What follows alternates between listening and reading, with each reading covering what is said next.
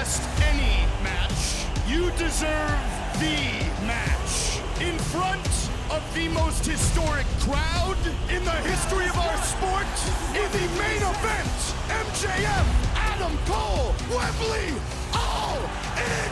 Big time stuff, cannot wait. All In London, Sunday, August 27th, Wembley Stadium. If you can't be there in person, you will be able to catch it on pay-per-view.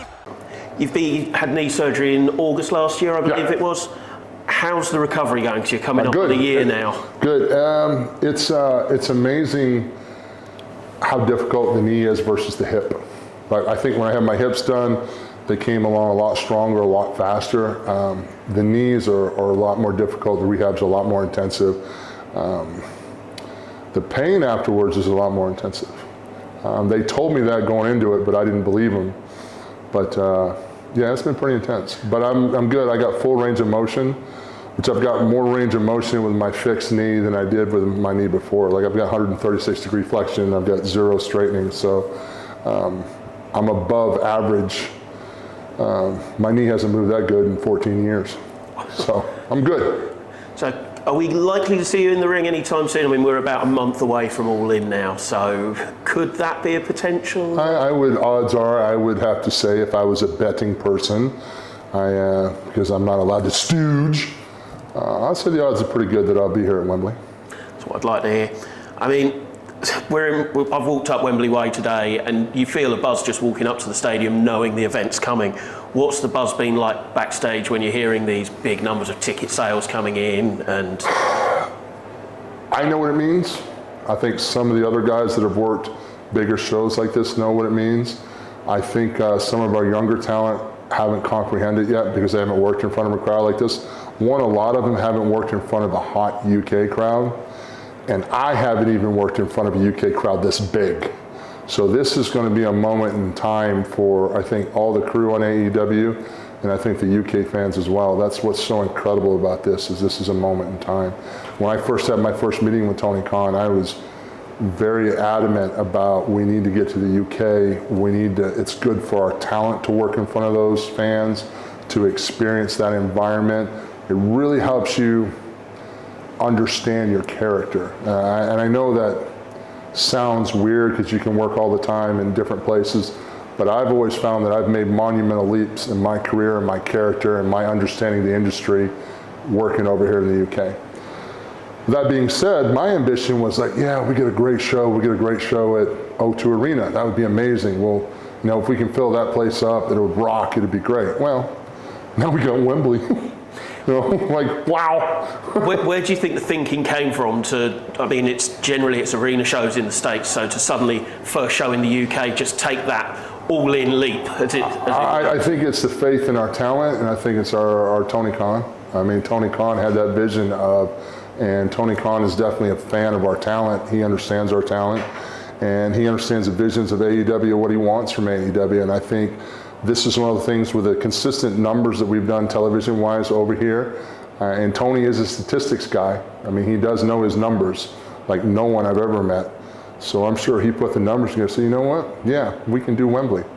We'll blow everybody's mind. And I think the rest of the world, too, the rest of the world's going like, wow. I mean, it's a pretty impressive, bold statement. It's a great feather in our cap for AEW.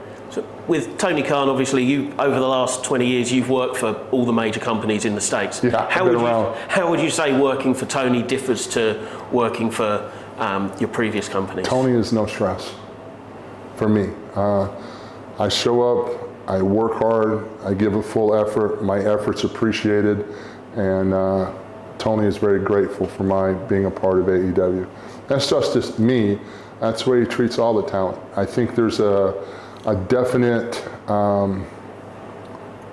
more of a respect for personnel that you really get when you work for Tony, because Tony runs AEW like you would run a professional American football team or like the soccer team. It's top of the line, player focused, and that's the way Tony runs AEW. He's really focused on the talent, not so much of what's best for AEW, what's best for the brand, what's best for the company. A lot of his motivations are my talent happy? Are my talent motivated? Are my talent engaged? Are they involved? And he's really good about that. He really is. Like, it's a different atmosphere. Like, anytime you're a professional athlete, you'll tend to feel like a piece of meat. You're only as good as the last thing that you've done. You're only good as far as what you can provide. I don't get that feeling here with AEW. I feel like I'm part of something, I'm helping to build something. And that's a unique position for me to be at this stage of my career. So if Tony's got this vision and everything with AEW, how far away do you think you are from doing a stadium show like this in the States? I don't know. I just know that we're growing and we're improving and we're still a young company, and we're gonna, a lot of keys to success like that is having the right people and the right personnel in the right places.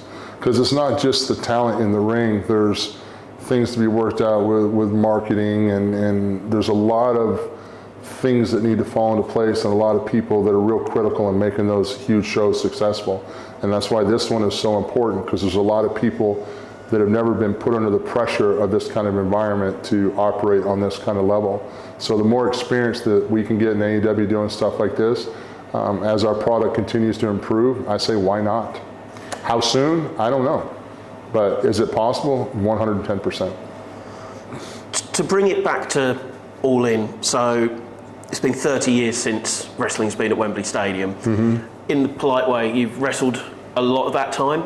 Who would you say, in their prime as a wrestler you've not wrestled before, would you like to wrestle from that 30-year period? Bret Hart, hands down.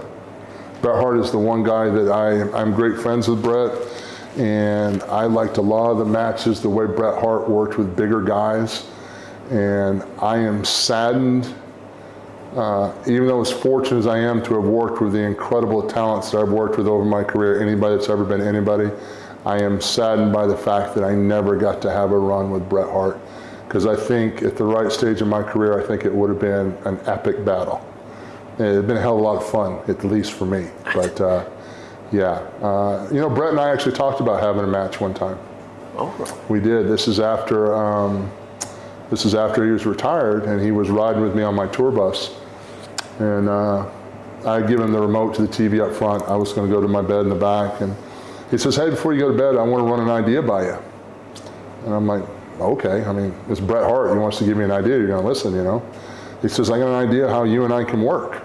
And I was worried about his health at the time, I was like, well, how are we going to work, Bret? I mean, you're not cleared. He goes, "Oh, I'm pretty sure I can get cleared for what we're doing, and you're so safe, and you're so good at what you do." He says, "We can have a heck of a match." And he went on for an hour explaining how we'd get into the match, how we'd start the program.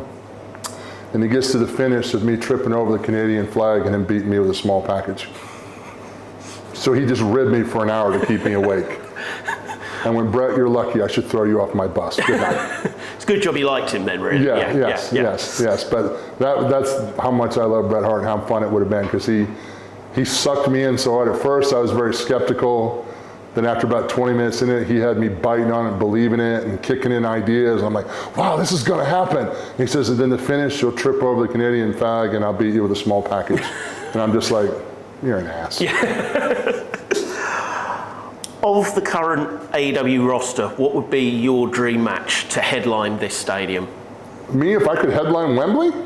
Either yourself or pick from the current AEW roster. If I was going to be super greedy, I'd pick myself, and I would fight Kenny Omega, because Kenny Omega is the one guy in AEW that I think is just another talent that I would love to work with, just because of his intensity. And I think Kenny and I could have torn the house down. As far as talent now, I definitely think you got to have MJF headlining this thing. I think the UK fans are going to love and hate MJF at the same time, and he is such a talented performer. I can't wait to see what he pulls out of that Burberry scarf to entertain everyone. I'd like to see the Acclaim. I'd like to see Max Caster come down here and rap. I'd like to see that. I'd like to see Jade Cargill, because I don't think the UK fans have ever seen a spectacle of an athlete like Jade Cargill. I think a lot of the fans would be surprised at how impressive she is in person.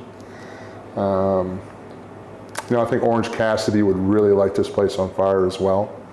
So there's a lot of young talent there in AEW. I think you get Ray Phoenix over here. You know, you get Ray Phoenix on the card. Yeah, Young Bucks will do great over here.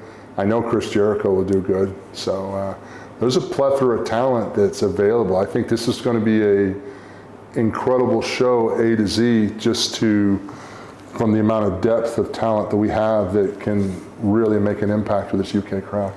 You've listed a lot of talent there. Is there anyone in particular you feel, with your knowledge and experience, you're able to help backstage in AEW at the moment? I try to help anyone that I can. I do.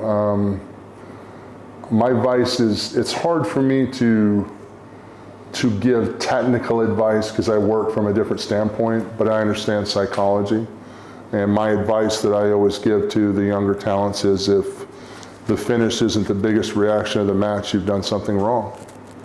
We all work for the finish. No matter if you're doing fancy moves or it's a blood and guts, whatever the match is, the finish should get the best reaction.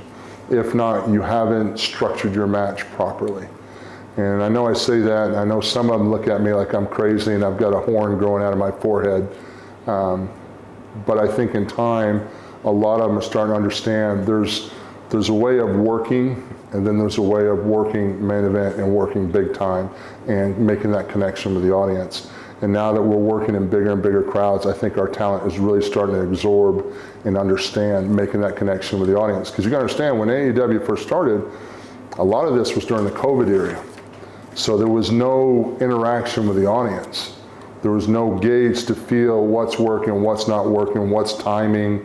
There's a rhythm that goes with all of this. And I think our talent has done an amazing job of continuing to grow and develop. And I have high hopes for a lot of them. High hopes for Wardlow, even Big Bill, Hook. You know, there's a lot of talent out there. Jack Perry. You know, there's a lot of talent we have that will definitely benefit more from getting an experience like this. You've listed a lot of really strong talent there. One recent return to the company was CM Punk. Right. With all that star power around him, what does CM Punk's return still bring to a company like AEW? Star power. You know, a lot of people may not like Phil's attitude. Phil, I've known Phil for a long time. We've been friends for a long time. Phil is super competitive and super driven, and he expects a lot from himself, and he expects a lot from others around him. And I think a lot in the beginning here is, I think there's just a communication breakdown that people might not understand how passionate Phil is. And Phil, you know, he's a guy that's going to let you know if he's upset about something, and he's not going to really give a crap if he hurts your feelings. He's not. You know, he's never been that way with me. You know, if I've screwed up and done something, he's letting me know right away what was I thinking. You know, and it goes back and forth. I kind of have the same attitude, not quite as intense as Phil, but mine is very business oriented. What's best for the program? What's best for the overall show? And a lot of times in a business, when you have this many incredible talents with this many egos, hey, you know, feathers are going to get rubbed the wrong way. There's going to be conflict. I mean, you know, it's not romper room. You know, this is a serious business with serious athletes, and everyone has to learn to communicate their passion in different ways. But the one thing that unequivocally nobody can deny is CM Punk brings star power. Changing tacks a little bit, there have been plenty of crossover between wrestling and boxing, including you getting your nose broken by Floyd Mayweather. Right. Is there a boxer you feel hasn't crossed over into the wrestling world yet who you think would be successful? A boxer to be successful in wrestling? Well, I don't know about boxing, but I know that I met GSP a few weeks ago, and I'd love to see GSP in wrestling. He's got so much energy and so much personality, man. I would love to see GSP get involved in wrestling, because I think he would just be fantastic. He's already got that great fan base. You already know that GSP is a fighter, you know, and I think he would have a good time with the showmanship part of it. So, one other that has crossed over, obviously Tyson Fury has crossed over. He's returning to the boxing ring to face Francis Ngannou. Mm-hmm. Fury's obviously been involved. How do you think Ngannou would get on? What's that? How do you think Francis Ngannou would get on in wrestling? Because he's another big guy. I think anybody that's been able to achieve success at that kind of level in boxing or football or tennis, it doesn't really matter. We've seen people that don't even have athletic backgrounds that have had tremendous success. It comes to discipline and attitude. And if you have an open attitude and you have a willingness to understand what we do and commit to it, yeah, you can be successful and you can transfer over. Because the whole thing is making a connection with the audience. How does the audience remember you? How do they know who you are? What impact do you have on them? And if you've had, major success like some of these other athletes have had, or even some of the streamers have had, or singers that have made transitions over, they're making that connection with the audience, and that's the key. The basics of it, anybody can learn the basics. I mean, if you can walk and chew gum, you can learn the basics. But making a connection with that audience, that's the magic. So, quick answer to this one. Boxing match, who wins? Tyson Fury, Francis Ngannou? I'm gonna go with Tyson. I like Tyson's, he's not a guy that's afraid to speak what he says and back it up. So, I hope Tyson comes out. I hope he gets to have a great training camp. And I hope he comes in and drops a coffin nail. I'm going to keep along the boxing lines a little bit, but this is there's been the rise of celebrity boxing with things like X Series. Is there anyone from that realm that you'd like to hit the knockout punch on? Me? No, I don't want anybody. I'm good. I'm purely theatrical. I'm good. Yeah, I'd like to be in the next Avengers movie. I'll be good for that. That's good. So, get one more quick. Who wins the boxing match? Jake Paul, Nate Diaz coming up. Who wins that? Jeez.